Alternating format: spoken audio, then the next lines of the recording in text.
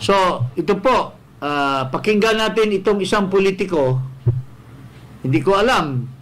Dati naman, matino ito. Dati, kaibigan kong matalik ito. I suppose, kaibigan pa rin. Wala naman kaming pinag-awayan, pero mukhang nadapuan ng nadapuan ng evil, evil spirit. Virus. Nadapuan ng evil spirit dahil iba na ang line of thinking niya. Kung saan kami nagkakasama, ngayon, kinakalaban na niya ang mga taong bayan.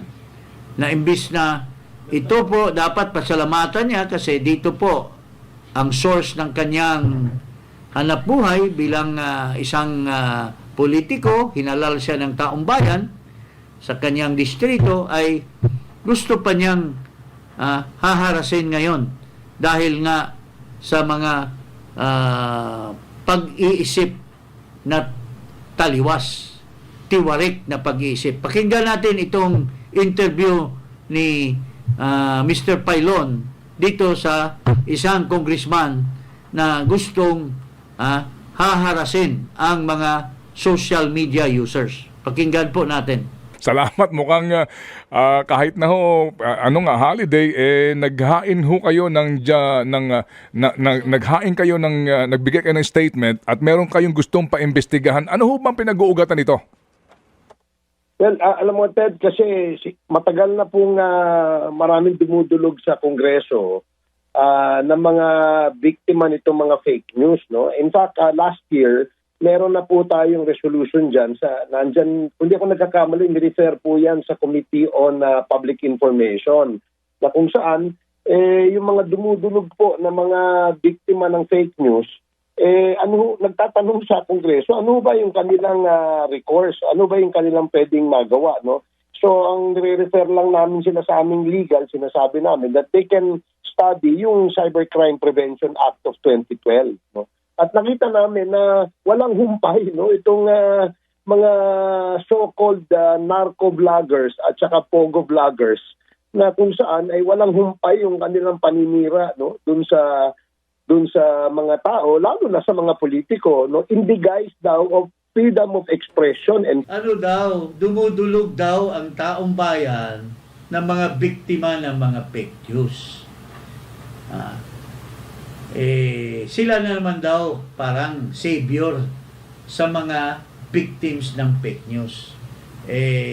Para daw it's an excess in the exercise of the freedom of expression.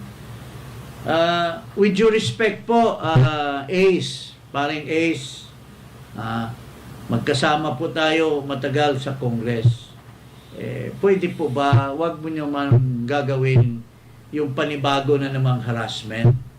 Hinaras nyo na si Sara Duterte, hinaras nyo na si President Rodrigo Duterte, hinaras nyo na yung kung ano-anong mga Police General, resource persons dyan, Police General, Police Colonel, at iba-iba pang mga private persons. Ngayon, hindi pa rin kayo nasasatisfy. Ang object na naman ninyo ngayon ng harassment ng in the guise of committee hearing ay ang mga vloggers. Sir, with due respect, paring Ace,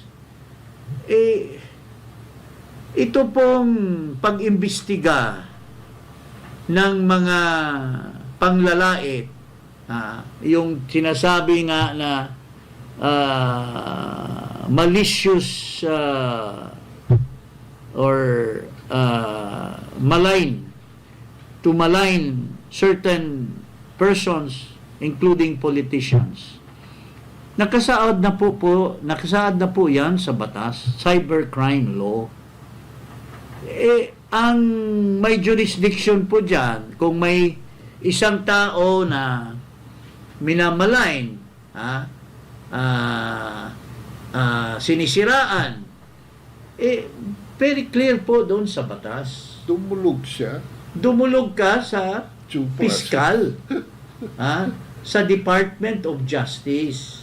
Hindi po sa Kongreso. Kayo,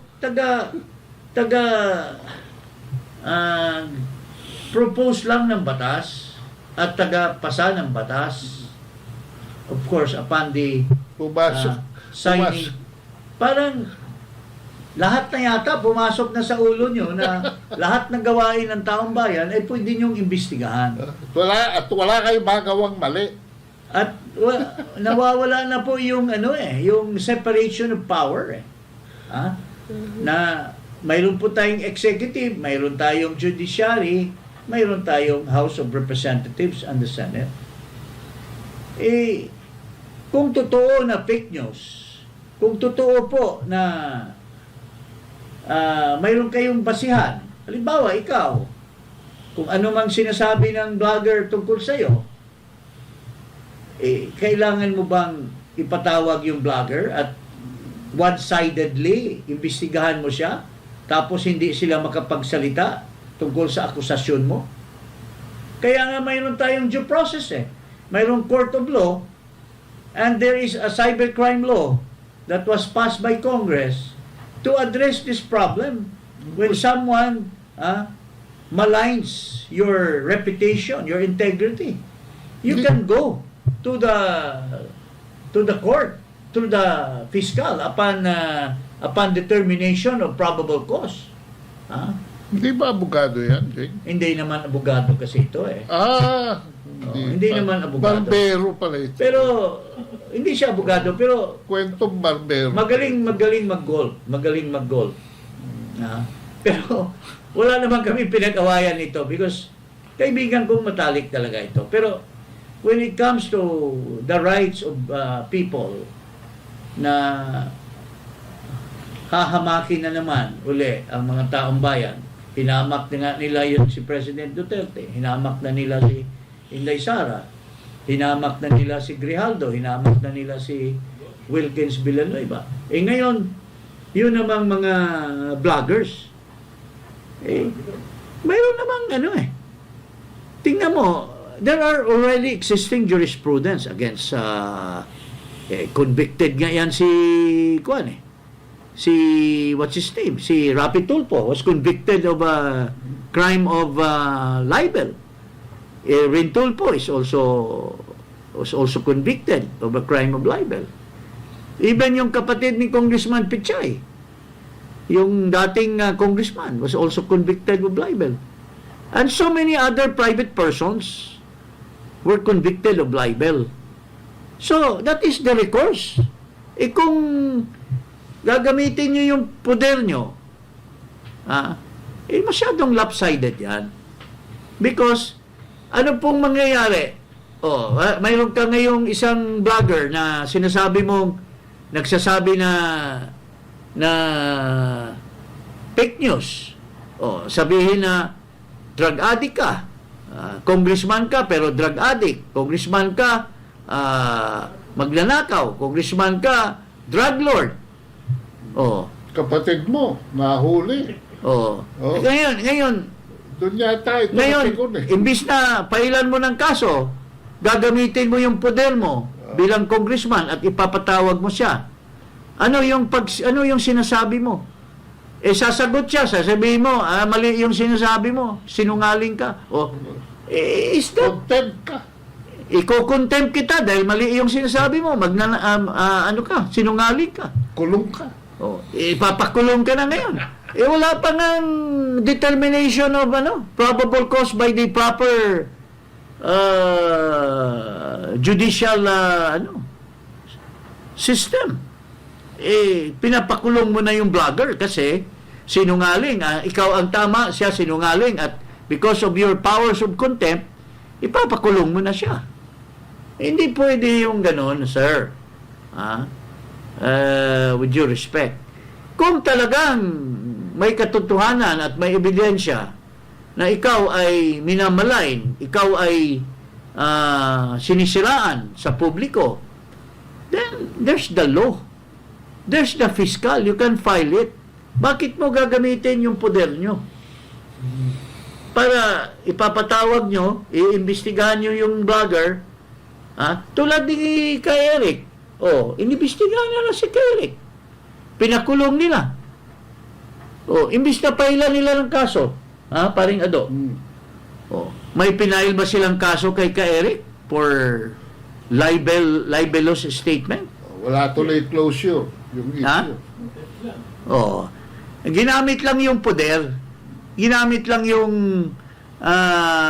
parang immediately mayroon na kaagad silang punishment or penalty through their power of contempt. So ito pala si Barbers, hindi lawyer. Hindi man lawyer yan. Si Chua, lawyer ba yan? I don't know. Si Paduano, lawyer ba yan? Francis Castro, lawyer ba yan? Hindi. Abante, lawyer ba yan? Hindi. Atras. Atras yan, hindi Abante. Si Brusas, lawyer ba yan? Bakit sila ang nag-iimbestiga? Wala sila. Alam mo, by this attempt of Congressman Barbers, Yun yata si Banyan. parang niyo-usurp nyo naman yung power ng piskal eh. Sir, mayroon na tayong batas, cybercrime law. Tayo ang nagpasa niyan when we're in Congress. Bakit hindi natin pwede yun ang gamitin? Kung mayroong vlogger na humahamak sa'yo, hinihimok ka ng isang vlogger, sabi mo, fake news yung sinasabi niya. Bakit hindi mo po sampahan ng kaso? At ano pa yung sinasabi niya? Ulitin mo nga. Alam mo, the more reason nga na madidismiss yung kaso kasi government officials should not be onion skin. Nasa landmark decision ng Korte Suprema yan. Sa principle of law. Hindi po tayo magiging balat sibuyas. Kayo, nandyan kayo, nagpapakita kayo sa telebisyon, nagtatanong po kayo. Akala nyo ba ang opinyon ng publiko ay napakaganda ng mga ginagawa nyo? Magpa-survey po kayo, sir. Magpa-survey po kayo kung ilan ang taong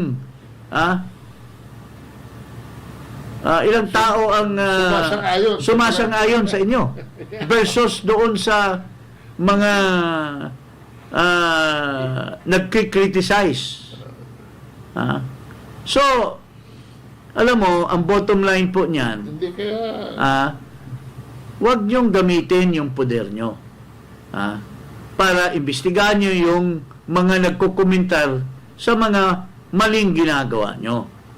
Now, pero kung if they have exceeded their right provided under the Constitution, the right to express their thoughts, the right to grievance, the right of being or the right to freedom of speech, or their freedom of speech, so to speak. And you have a case and a proof. If you have evidence, if you have then, at saka doon sa mga social media platforms like Meta, like Twitter, May administrative recourse. mayroong yan they themselves are the ones that policing the maraming tinatanggal dyan na hindi pinapalabas. Tayo nga, naapektuhan yan hindi ba? So, hindi po makatarungan yung gusto nyo pong gawin, Ace. With due respect po, bilang ikaw, congressman, kami, private persons na ngayon, hindi po tama yan. Sa panahon natin, for so many years, magkasama tayo, I could not contemplate on anything like that. Only in this Marcos time. Nung kay Duterte yung panahon, all praises ka kay Duterte. Nag-Marcos lang, baliktad na yung mga pinagsasabi mo. Even hinihimok mo si PRRD. Hindi naman tama yan. Tsaka ang pagbaliktad nito, hindi lamang sa opinion. Yung prinsipyo niya ang bumabaliktad. Oo nga. Ganun ba ka halaga yung natanggap ng mga yan in whatever it is, no? Ganun ba kahalaga na baguhin mo yung ugali mo, Paninindigan mo. ha? And most of all, social media is already a thing that is now going on in this country. It's a fact In, of in, life. it's a fact of life all over the world, Worldwide. all over the world. Even in the United States, even President Trump, who had been victorious, was also a victim of social media, It was Pinoy. by CNN, by bloggers who favored the Democrats. Pero Trump never used any power. He never ran after these people. He was even convicted. But On the Because- contrary, they used the law against him they used the law, but he also used the law to defend himself. to defend himself. And But he, here, and he was victorious. he was victorious. So why don't you use the law? The law now prevailing is the cybercrime law. Fair game, ano ho yan? Not fair game, I'm sorry. It's a And the proper body that is granted by the Constitution the right to investigate this is the judicial branch. Department of Justice and the Judiciary. Hindi po ang Congress ang mag-iimbestiga at self-serving ang aksyon nyo.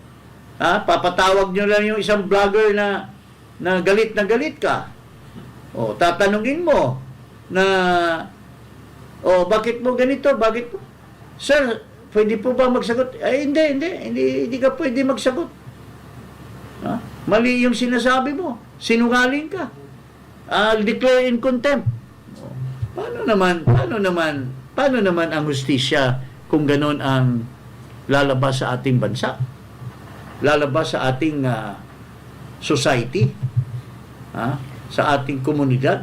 Kung ganon na lang kasimple na isang departamento na lang isang departamento na lang ng gobyerno ang may poder sa lahat na nangyayari sa ating bansa. Can you imagine, partner?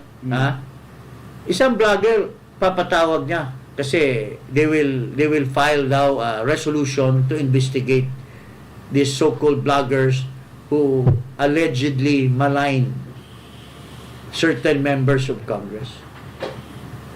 So because of their power of contempt, siyempre, their subpoena powers, their powers to investigate, ipupunta yung blogger.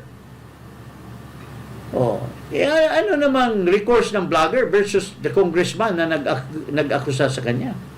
Di ba? Ipapakulong mo. Tapos, at the end of the day, this guy will go to court and he will be vindicated. Paano pa niya mababawi yung nakulong na siya? Pinakulong na siya ng isang congressman. Tapos, the court will decide that the charges against him were false. Nauna na yung kulong bago yung paglilitis ng proper court. Can you imagine that is the absurdity of this proposal by Ace Barbers? Malinaw po sa desisyon ng ating Korte Suprema na kapag ikaw ay kumukutya o ikaw ay nagki-criticize sa isang public official, dapat po ito ay hindi ho absolute, no? Ito ay limitado lamang sa pag-criticize sa kanyang trabahong ginagawa. Pero kung personal na ang papasukin, halimbawa, inaakusahan na ikaw ay isang rapist, ikaw ay isang drug lord, ikaw ay isang murderer, parang meron hong borderline yung sinasabing malicious intent na kung saan slanderous na po ang tingin namin dyan. Tingnan mo, parang hindi niya naintindihan yung batas eh. Binaligtad na niya. Ha? Ano daw ina-accuse ka ng rapist, ina-accuse ka ng ganito, ina-accuse ka ng nandyan sa batas yan. Na if you are being maligned, you can file a case. Why should Congress be the one to take jurisdiction over that?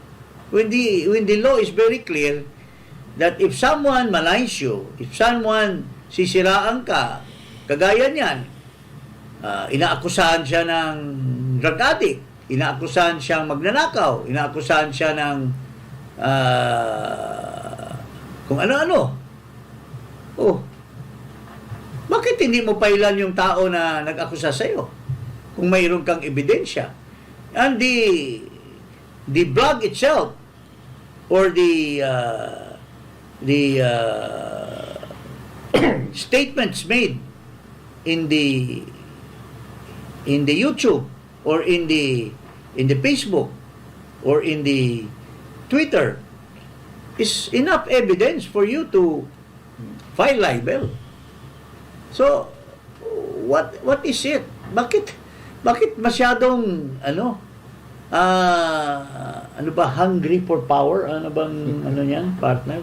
Why is it that the House of Representatives now, I mean, only a certain, marami namang matitino na mga members of Congress. In fact, siguro mga 80%. More or less or even more. Ito lang yung TWADCOM ang parang pumasok sa kanilang ulo na lahat na nagagawain ng taong bayan na hindi gusto nila ay pwede na nilang ipaimbestiga at ipapakulong through the power of contempt.